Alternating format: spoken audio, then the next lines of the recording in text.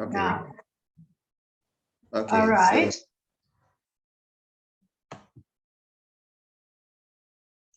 So, I'm trying to make you a co-host, but it's not working here. I have to make you the host. Right. Continue.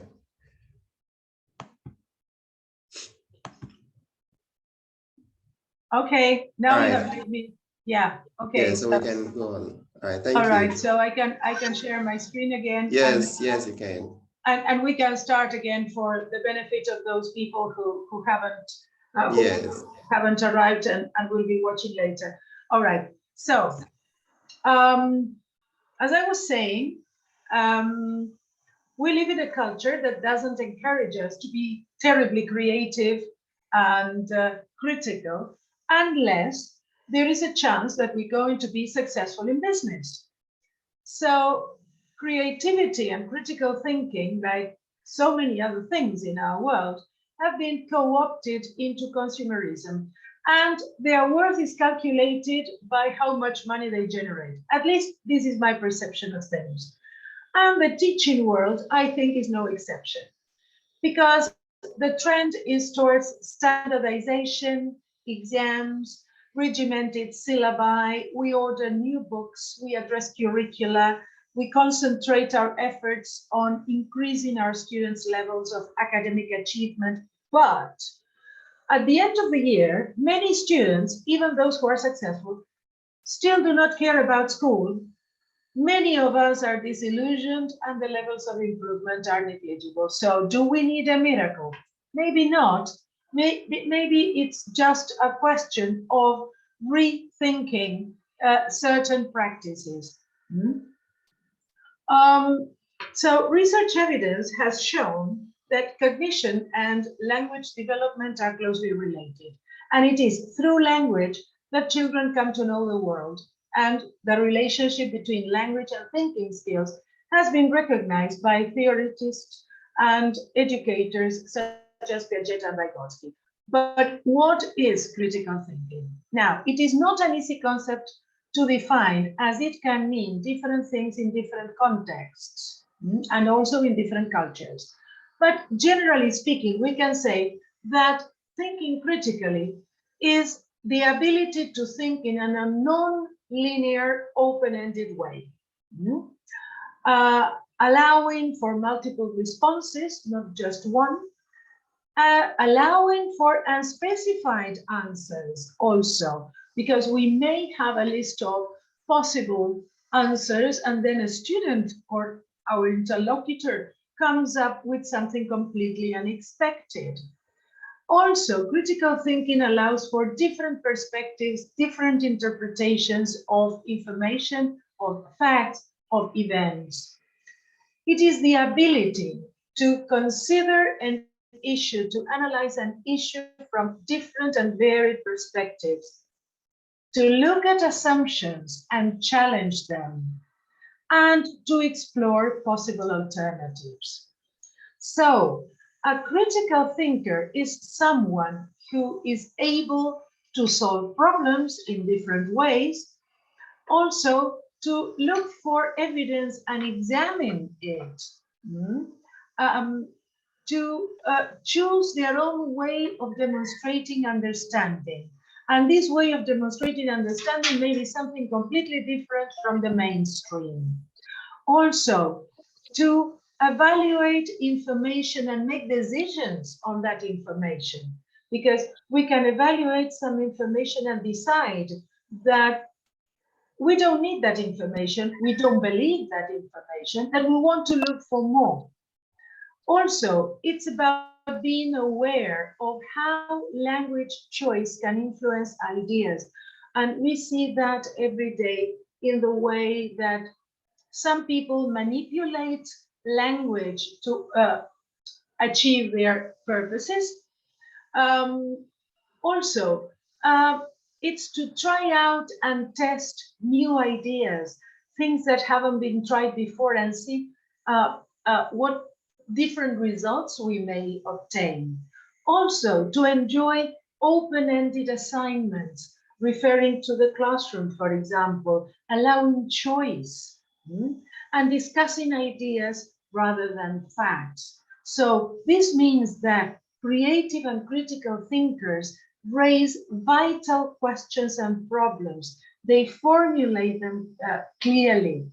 They gather and assess relevant information. They can use abstract ideas. They think in an open-minded way, and they also communicate effectively with others. So, what are the implications of all this for the English language learning classroom? Let's see. Proponents of teaching thinking, critical thinking, see many advantages. Working on thinking is inherently interesting and makes good content for a language lesson. It encourages learners to want to communicate, express themselves. It increases students' motivation and participation. Good thinkers make good language learners, such as good writers and good debaters. So teaching thinking should enhance language learning and achievement. It helps teachers of all subjects, not just English, to keep intellectually stimulated and to model learning to our learners. Because if we teachers are critical thinkers and if we teachers are stimulated in thinking beyond the obvious or outside the box, we are going to transmit this passion to our students.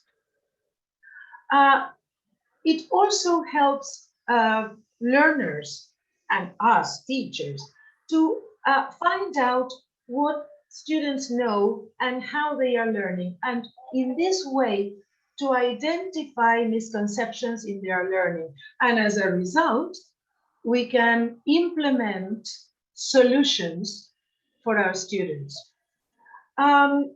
Also, it helps us look at our subject in a new light and consider different topics, different categorizations, so that we can make the familiar something new. And it also helps us see beyond our subject boundaries, to forge links with other professionals, with other colleagues, and across different subjects. So when learners get used to systematically applying thinking skills, they will go through positive learning experiences and they will gradually enjoy more challenging tasks. So critical thinking should help to stimulate discussion in the classroom, and it should encourage learners to think about how the language works, how it is used, how they use the language, and as a result, self-confidence also grows. Okay, so what are the components of the basic components of critical thinking? So how can we, there is a question that can be quite daunting. How can we teach skills that cannot be measured or are not easily measured? So first of all, we need to create an environment where critical thinking is actively encouraged. So the starting point is the classroom and the classroom environment. So the basic conditions are, first of all, a safe environment where taking risks is not a problem, where students feel comfortable taking risks because they know they are not going to be judged negatively. Also, a creative learning environment should include a support of unusual ideas. We should support unusual ideas. Yes, do not discard a student's suggestion because it is, Ebenezer, now that you are the You are again the host. You have disabled my screen. Ebenezer, can you hear me? Okay, thank you. Oh, here we are. Okay, so I was saying, we need to make it safe for students to come up with unusual ideas to solve problems or to go about doing a task so that they feel comfortable doing this and exploring new ways. Also, provide choice. This is important because students can choose to do a task in different ways and they know that they can experiment. Use creative strategies and techniques and allow the students to use creative strategies and techniques. Encourage multiple solutions to problems and to tasks and incorporate novelty. Try to include new things, new approaches. You don't need to rack your brains and thinking, okay, what new thing am I going to do today? It can be simply a new approach to a task. And very importantly, provide constructive feedback. Feedback that is going to help students identify possible misconceptions or learning gaps and then improve their performance. Now, another question that we can ask ourselves is, when do we start doing this? Can I try to develop critical thinking skills with primary school children? Of course. And it's not just that we can, it's we must. Because the earlier we start, the better for the students. We cannot just walk into the classroom with a group of teenagers and say, okay, from now on, we're going to be all critical thinkers and creative thinkers. No, I mean, they need to learn to do this. So, a few tips. Start young. Young children are not obviously ready for lessons in formal logic, but they can be taught, for example, to give reasons for their conclusions, to evaluate the reasons given by others, for example, to consider global issues from different perspectives, to apply critical thinking to their work, their peers' work, life, and the world around them. We know that children, even if they are young, if they are small, they sometimes surprise us because they have a level of thinking and they have a level of questioning that is amazing. So let's take advantage of that.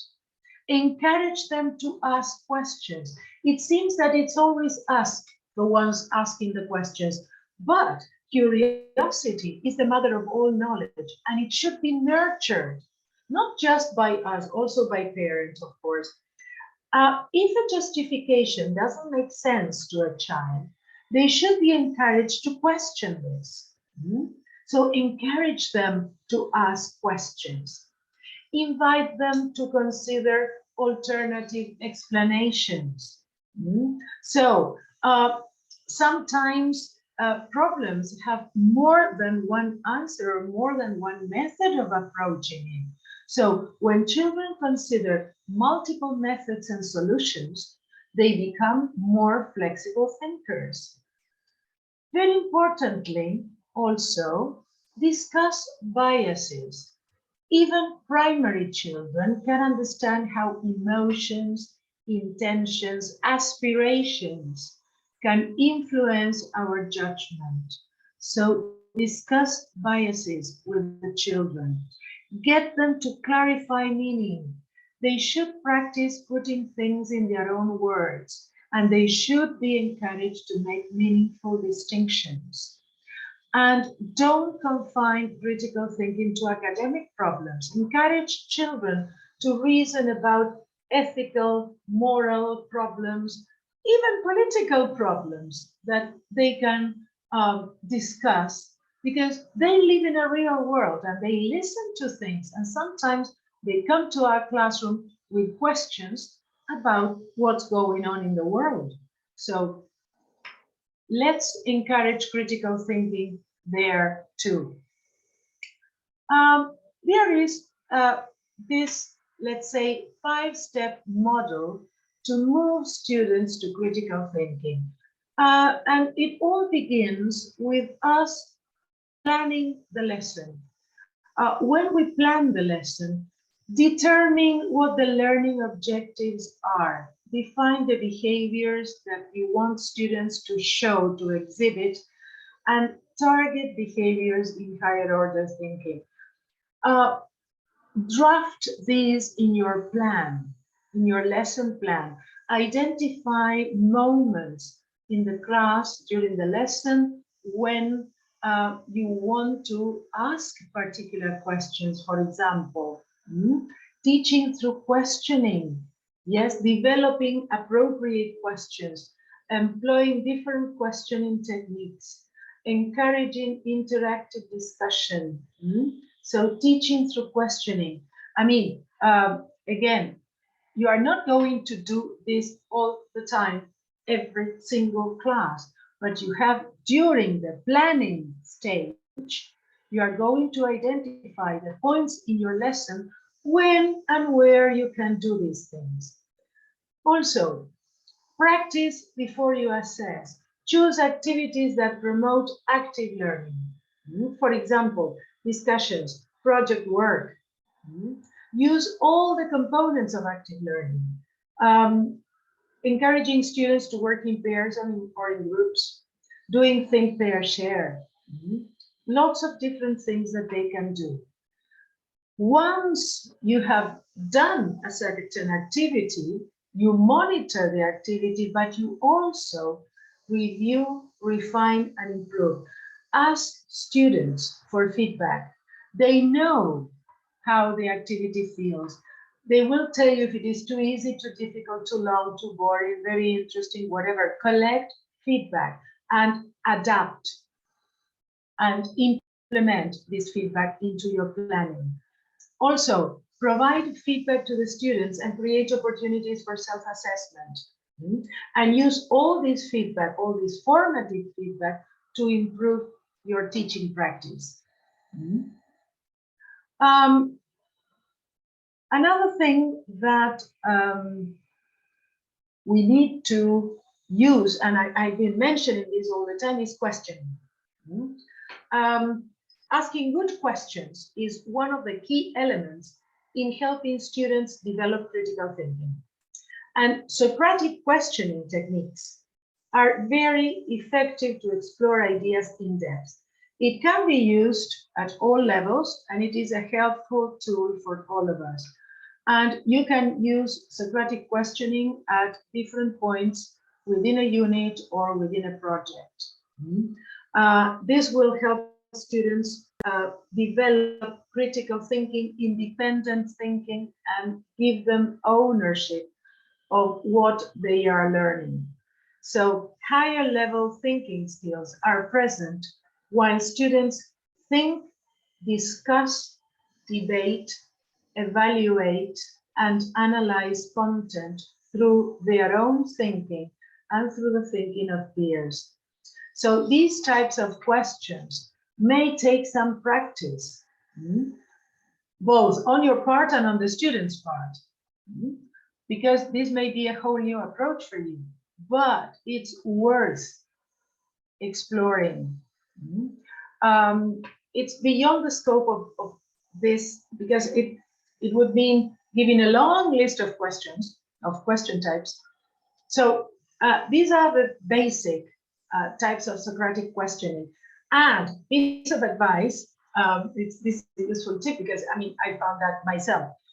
You just type Socratic questioning on your internet search engine, and you will find lots and lots of examples of questions for each of these categories.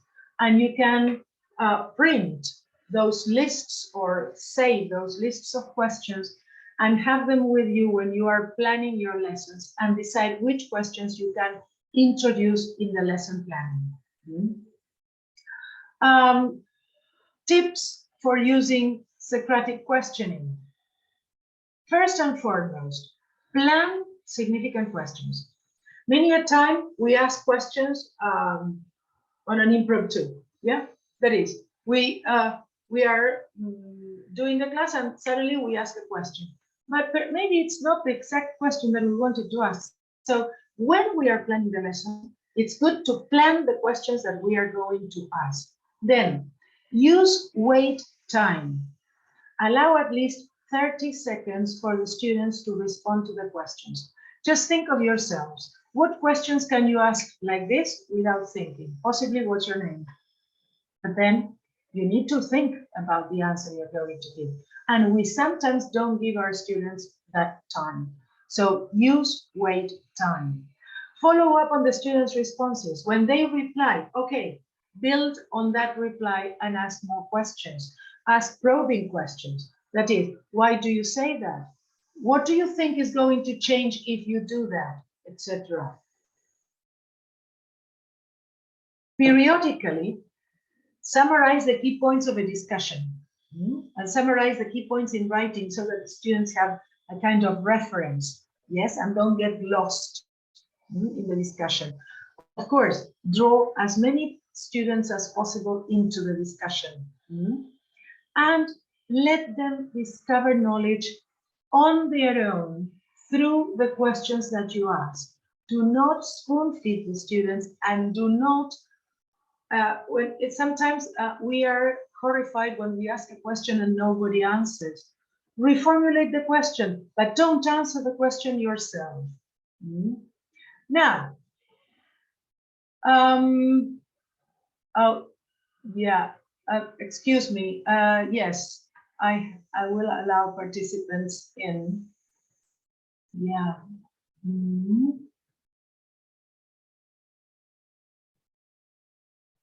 Okay.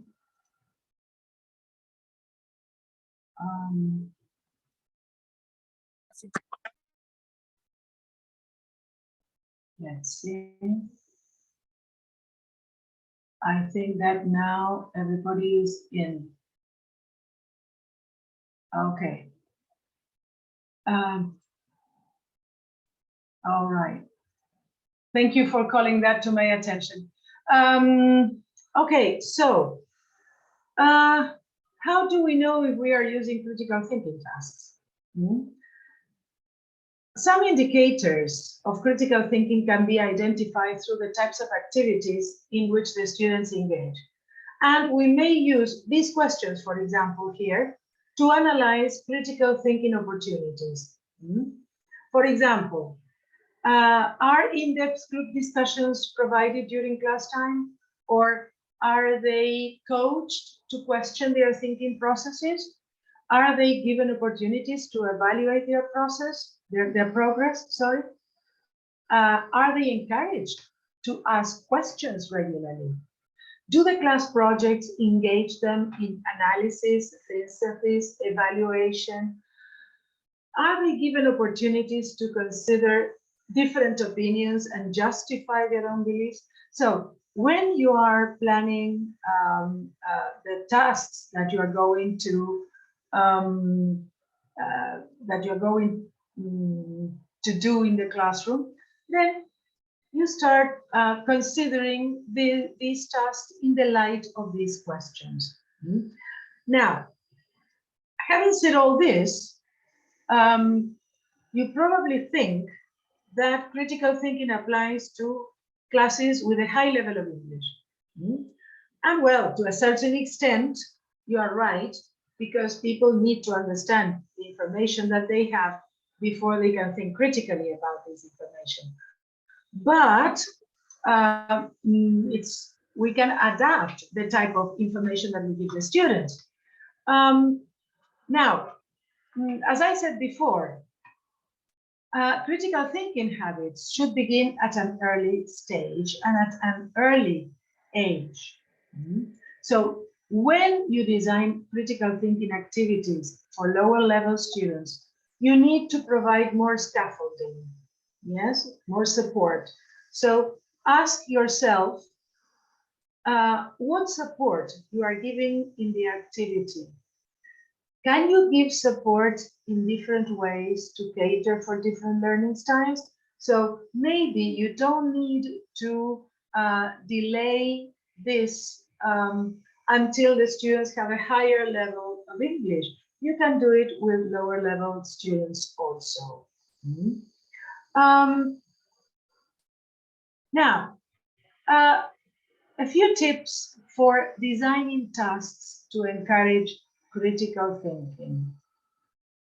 First of all, remove restrictions from the activities so that students are free to attempt the activities, to do the activities according to their opinion, to their perception, to their ability. Another is to add restrictions to activities. Why? Because sometimes too much freedom can be daunting. If you add restrictions to activities, then they will need to become more critical and creative in order to solve the problem, for example. Some of you may know that I am not from Spain originally. I am from Argentina. Argentina is a country famous for the crises we go through periodically. And I remember, I remember some time ago, during the crisis, one of the few crises that we have had in the last 20 years, that I came here to Spain and people asked me how film directors manage to make such good films in Argentina. Because here in Spain, they love Argentine films. Because with all the problems that we have, they thought that it would be very difficult to make good films. And Argentine films are really very good. And I said, because in Argentina, we are used to make do with very little. So film directors have to make do with whatever resources they have. So this is creativity and critical thinking. When you put restrictions to an activity, students have to find the way to do the activity in spite of the restrictions. Also, choose interesting things and materials, right? Of course, you know your students, you know their interests. So choose things that are related to their realities. One thing that I usually do, not just with young children, but also with adult students, is at the very beginning of the year, I ask them to write down on a piece of paper, for example, what their favorite band is, if they are teenagers, for example, who their favorite singer might be, a film that they like, the kind of books that they like reading, etc. So I collect all that and I have a very valuable resource because I know the sort of things that they like and the things that they don't like. So I can choose. I can choose things that they like working with, listening to, reading, etc. Also, use imagination and fantasy. And for example, use myths, stories, legends, encourage them to create things, to imagine things, and use classroom formats that encourage thinking and sharing of ideas. I think that somebody is writing on the board. I don't know if it is just me seeing this or what, but I hope it's not interfering with the slideshow. Now, activity types. I'm sure that you have used and you are using these activities all the time with your students. So these are activities that help develop critical thinking skills and language. So as you see, we don't need to go to extremes to find things that we haven't used before. This is something that we use every day. For example, take exploring numbers. A key element in numerical thinking is to be able to recognize patterns. For example, sequences or estimating. This helps students develop a sense of quantity. So, for example, you can play games to explore numbers. Something that they love doing when they are small is reading numbers upside down. You may think this is silly, but it helps them become creative and critical. Predicting their height and weight. Children can do this with their own weight and height, and then estimating family members. They record their guesses on a table, and then they measure themselves and the family members and record the actual figures. And then they compare both figures and see how accurate their guesses have been. Also, we can apply this concept to science. They can do a similar activity, for example, related to mountains, to rivers, to buildings, and estimate length and height. They can explore measurements and the language they need to speak about them, and then they can transfer the knowledge to real life and do a real life speaking activity. Problem solving. For example, having a classroom treasure hunt. Let's see, there are people.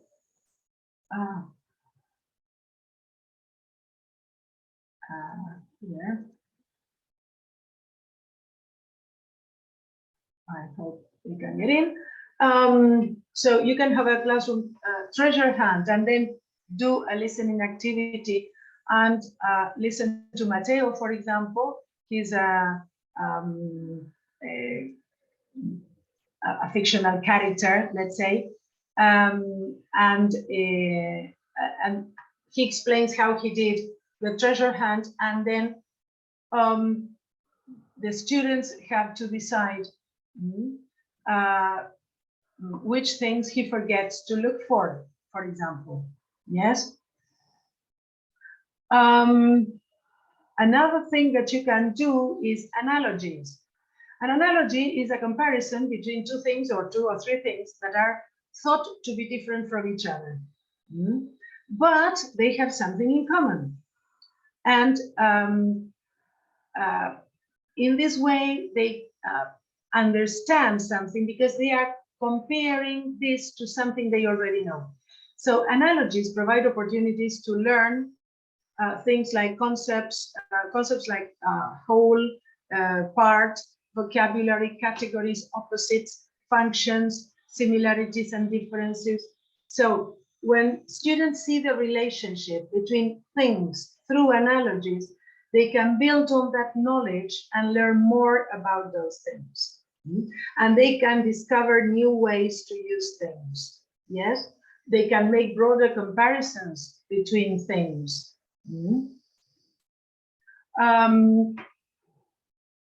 Also, it's fun. It's fun because this forces them to think outside the box.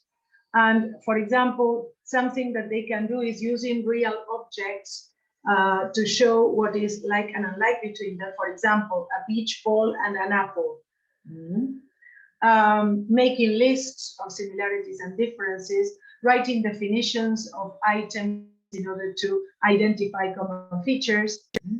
Also, using graphic organizers, making associations with graphic organizers, using Venn diagrams, right?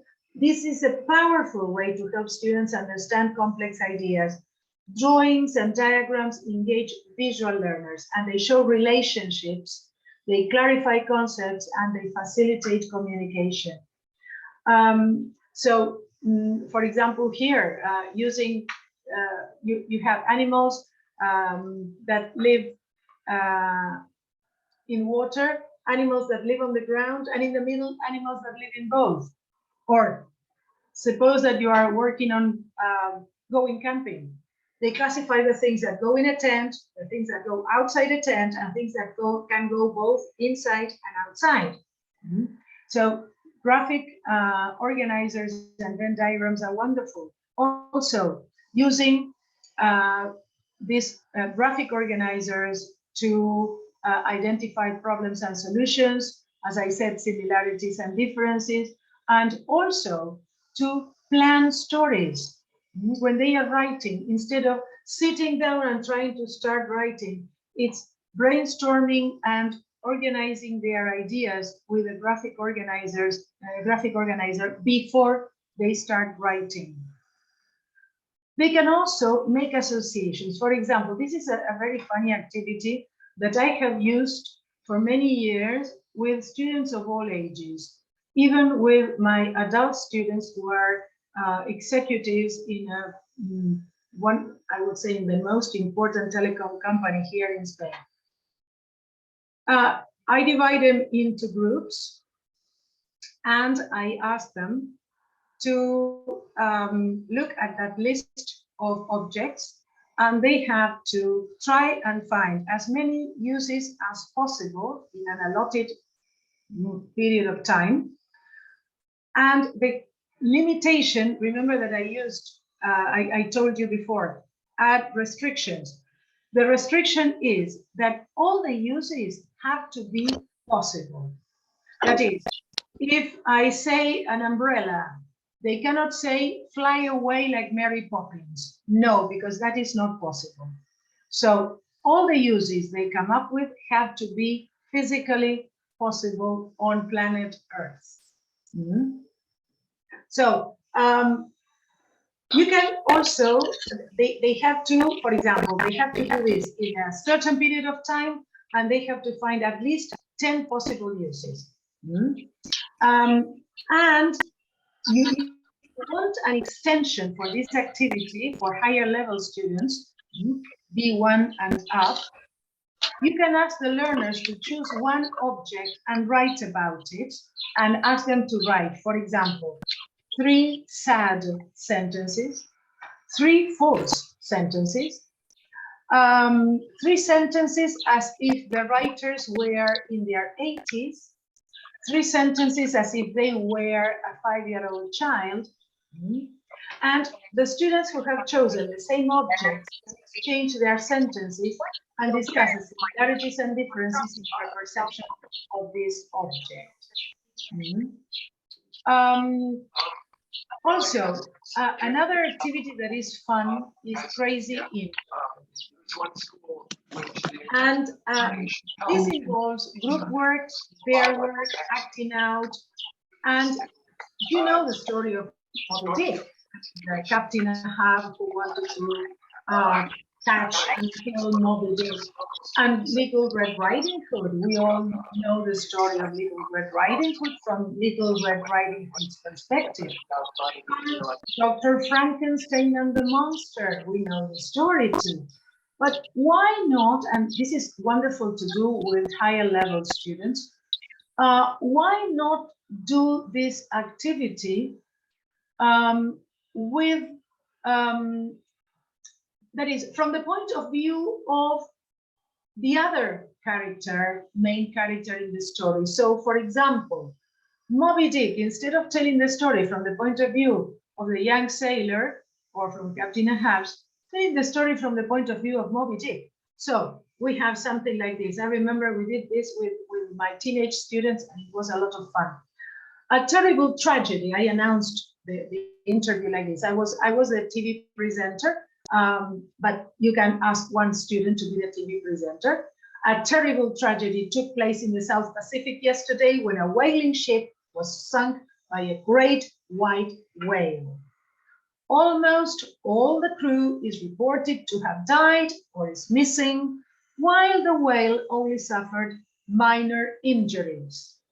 This whale goes by the name of Moby Dick. And to help us understand what happened, we have arranged an exclusive interview with the protagonist of this dreadful event. Ladies and gentlemen, welcome Moby Dick to our studio. So one student is Moby Dick, and of course, before this, groups of students have prepared the questions, and a group of students is Moby Dick. One student can play the character, but all the students have created the possible answers that Moby Dick is going to give. Same happens with Little Red Riding Hood. Instead of telling the story from the point of view of Little Red Riding Hood, you can tell the story from the point of view of the wolf. And it can be a very different story from the traditional one. You can do this with all sorts of traditional stories from around the world. The same happens with Dr. Frankenstein. That is, instead of telling the usual story from the point of view of, from the point of view of Dr. Frankenstein, tell the story from the point of view of the monster. You can use this with lots and lots of stories and legends, and also having students create stories. Okay, so critical thinking can make a difference when it is intentionally implemented. So make sure these critical activities and creative activities and lessons happen regularly in the classroom. As I said, you don't need to be doing this all the time, but identify the spots where you can take advantage of all these ideas and implement them. Align creative thinking and critical thinking activities with the curriculum, and help the students understand and apply this knowledge. Creativity and critical thinking increases motivation and engagement, and it results in an increase in achievement. So, a final tip. Let's think of ourselves as creative, critical thinking people. Let's overcome the obstacles, and let's surround ourselves with creative, critical thinkers. It is contagious, I can assure you. Okay, so I hope you have found this session useful. You can ask me questions now or later on. You can write to me. Here's my email address. You can also find me on LinkedIn. I usually post lots of things in LinkedIn, so you can click on the bell or follow my personal hashtag. You can also have a look at my blog. I'm working on my new blog on WordPress, but it's not yet ready. So you can also you can always go to the old one and look at the things that I have there. And I also have a YouTube channel where I regularly, almost every 15 days, I post a video on different aspects of teaching. So if you wish, you can visit the YouTube channel and have a look at the videos that you have there. So Ebenezer, if you're okay with it, I'm going to stop sharing the screen. And now I guess that it's time for questions. And I see that Huwaida has raised her hand. Yeah, I don't know how you, you're going Annie. to raise the questions, Ebenezer. I leave it to you. Thank you, Annie. Thank you so much for the wonderful presentation. Thank you, Ebenezer. Well, it was a nice presentation, actually. Well, I have a question here. Okay. Okay. Yeah. You said that critical thinking, you mentioned a lot of activities and a lot of, concepts to enhance or boost the critical thinker in our student. But I guess there's a question that there is some sort of divergent thinking and critical thinking. I don't know, what is the difference between divergent thinking and critical thinking? Yeah, I think Okay. I'd say that they are both part and parcel of almost the same thing. Well, almost the same thing. Because Critical thinking, I think, would be something more general. Whereas divergent thinking is looking at things, thinking of things in a different way from the mainstream. I would define it more or less like that. Critical thinking does not necessarily involve thinking or analyzing things in a totally radically different way of the mainstream, but questioning the way things are done and trying to find new ways. Possibly we could say that they are similar in a way. But I think it's Can we, okay, sorry for the interruption, but yeah. can we say that critical thinker is the thinking is the umbrella under which we can classify divergent thinking? Yes, it's in a way, it's just like that, because I mean, it's part of both are part of creative thinking. Critical and creative thinking and divergent thinking are, let's say, I would say they are part and parcel of almost the same thing.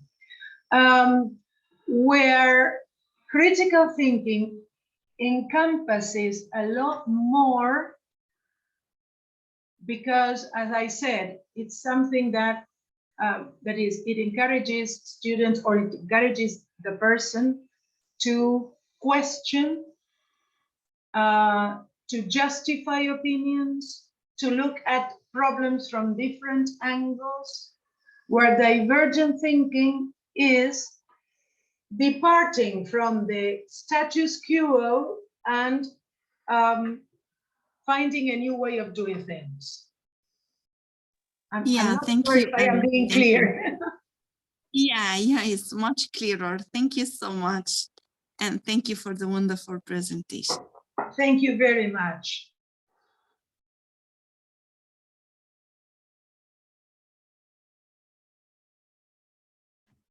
All right, so if you have any question, you may raise up your hand, or you can also type it in the chat box and we'll read it out. Thank you.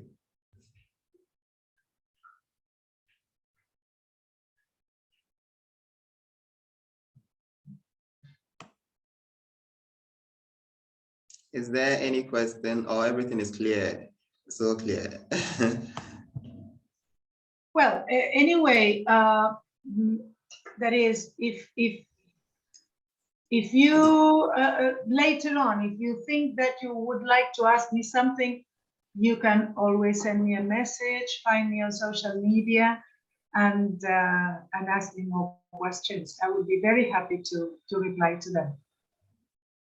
All right, Miss Annie, thank you so much for this wonderful session, and thank you for being with us once again. We know that your schedule is very tight, you have a busy schedule, but you managed to spend quality time with us in July and also in this month. We are so grateful for that opportunity. Thank you. Thank you for the invitation, and it's my pleasure. It's my pleasure to be here. Right. So in the absence of any further question, I would like to present the certificate of recognition to Miss Annie. And also, let me share the link to the form with you, the attendance and evaluation form.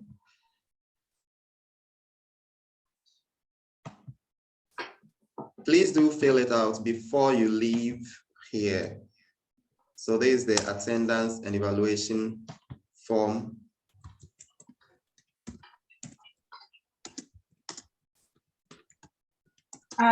Ebenezer, somebody is asking about the slides. I will send them in PDF form to you, so that you can share them with participants. Oh, okay. Thank you so much for that wonderful gesture. Okay, so dear participant, please do well to fill out the attendance and evaluation form for your certificates. before you leave the Zoom room. Let me share my screen. mm,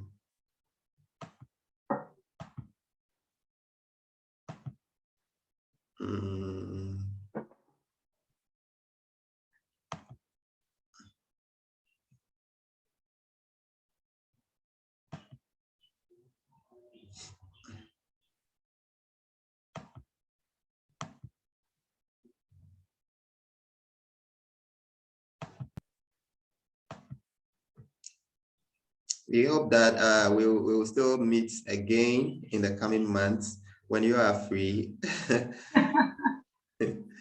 You know, you are very busy, but we are just hoping. We are just hoping that you make time for us. All right, so dear participants, as I was saying, kindly fill out the attendance and evaluation form before you leave so that we can work on your certificate for you. The form will be closed about 24 hours after the session. So kindly do so for us.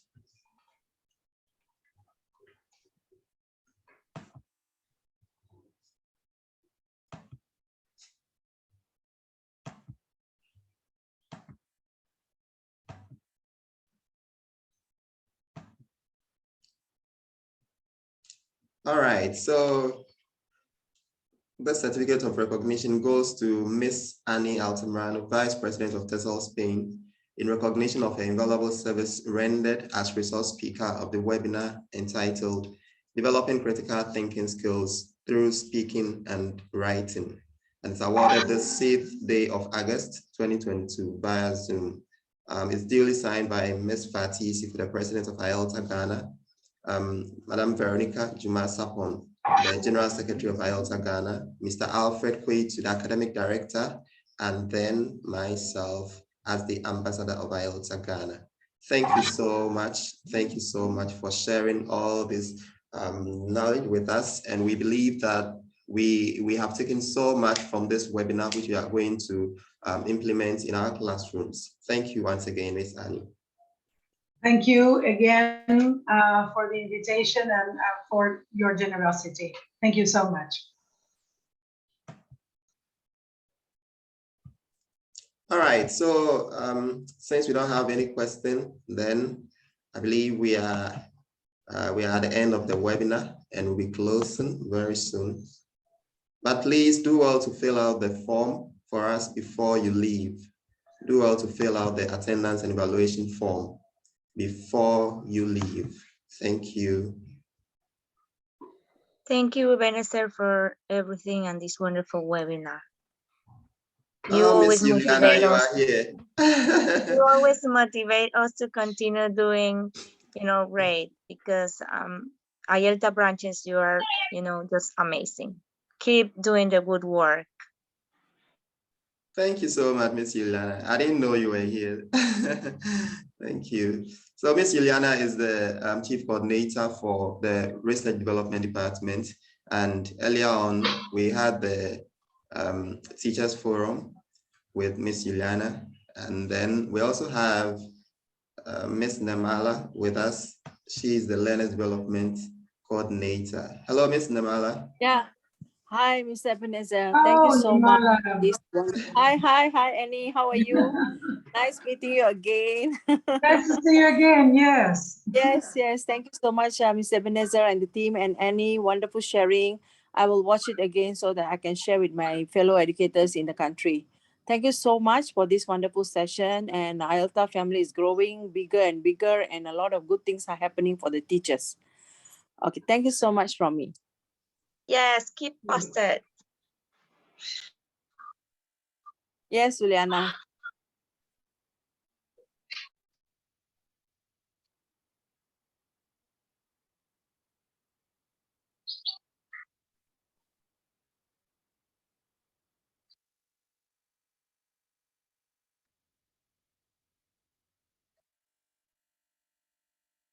You're muted, Ebenezer. Okay. A participant's hand was up, Samuel Amano.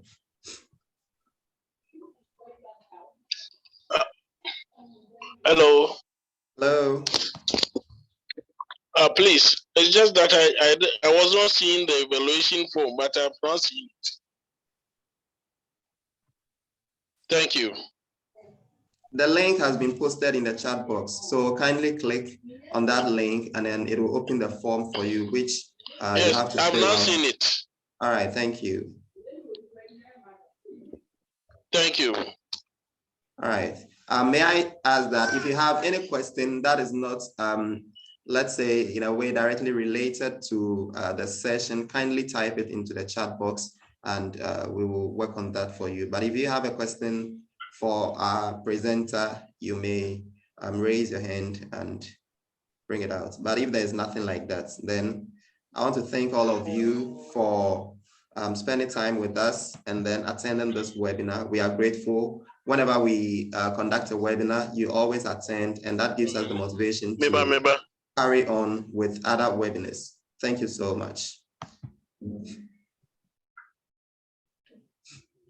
All right, so here we go. So soon we've come to the end of the session, and please do well to follow us on Facebook, International English Language Teachers Association. That's the mother association, and then also International English Language Teachers Association Ghana for IELTA Ghana, and also the various IELTA branches around the world. We are growing, and at the moment we are more than 30 branches, and we believe that in due time we are going to hit every nation. You may also follow us on YouTube and also all the other social media platforms.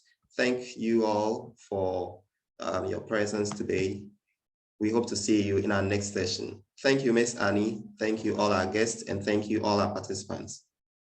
Thank you. Thank you, teachers, for coming. Have a lovely rest of the weekend.